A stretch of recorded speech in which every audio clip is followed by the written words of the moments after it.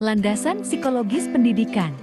Dosen pengampu, Dr. Eka Kartika Silalahi S.C. M. PD. Nama, Nurlita Apriliani, NPM 220503010.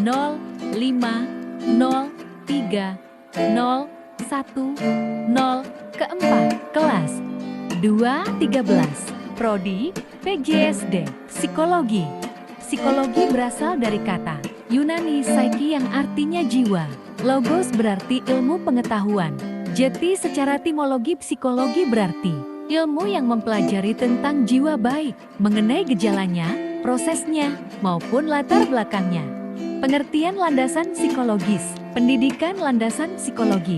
Pendidikan merupakan landasan dalam proses pendidikan yang membahas berbagai informasi tentang kehidupan manusia melalui sikap mental dan jiwa manusia. Bentuk-bentuk psikologis pendidikan. Pertama, psikologis perkembangan. Kedua, psikologis belajar. Ketiga, psikologis sosial. Pertama, psikologis perkembangan. A.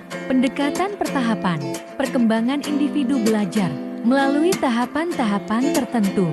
Pada setiap tahap memiliki ciri-ciri khusus yang berbeda dengan ciri-ciri pada tahap-tahap yang lain. B. Pendekatan diferensial. Pendekatan ini dipandang individu-individu itu memiliki kesamaan dan perbedaan. Atas dasar ini orang membuat kelompok anak-anak yang memiliki kesamaan dijadikan satu kelompok. C. Pendekatan ipsatif. Pendekatan ini berusaha melihat karakteristik setiap individu, dapat juga disebut sebagai pendekatan individual.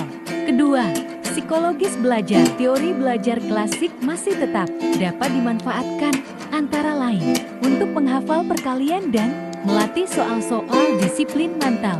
Teori belajar behaviorisme bermanfaat dalam mengembangkan perilaku-perilaku nyata seperti rajin, mendapat skor tinggi, tidak berkelahi dan sebagainya. Ketiga, psikologi sosial.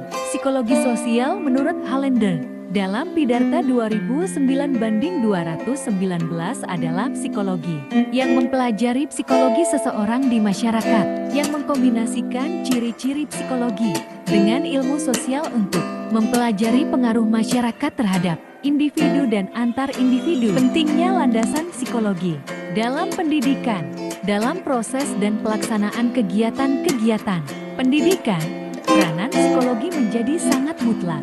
Analisis psikologi akan membantu para pendidik memahami struktur psikologis anak didik dan kegiatan-kegiatannya, sehingga kita dapat melaksanakan kegiatan-kegiatan pendidikan secara efektif. Kontribusi psikologi pendidikan dalam proses belajar. Pertama, kontribusi psikologi pendidikan terhadap pengembangan kurikulum.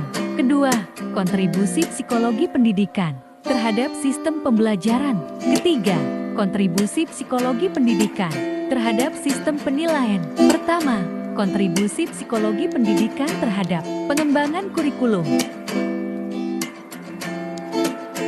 Kajian psikologi pendidikan dalam kaitannya dengan pengembangan kurikulum pendidikan, terutama berkenaan dengan pemahaman aspek-aspek perilaku dalam konteks belajar, mengajar, terlepas dari berbagai aliran. Kontribusi yang mewarnai pendidikan terhadap sistem pembelajaran. Kajian psikologi pendidikan telah melahirkan berbagai teori yang mendasari sistem pembelajaran. Kita mengenal adanya sejumlah teori dalam pembelajaran, seperti teori classical conditioning, connectionism, operant conditioning, Gestalt, teori DAA, teori kognitif, dan teori-teori pembelajaran lainnya. Ketiga, kontribusi psikologi pendidikan terhadap sistem penilaian. Penilaian pendidikan merupakan salah satu aspek penting dalam pendidikan guna memahami seberapa jauh tingkat keberhasilan pendidikan. Melalui kajian psikologis kita dapat memahami perkembangan perilaku apa saja yang diperoleh peserta didik setelah mengikuti kegiatan pendidikan atau pembelajaran tertentu.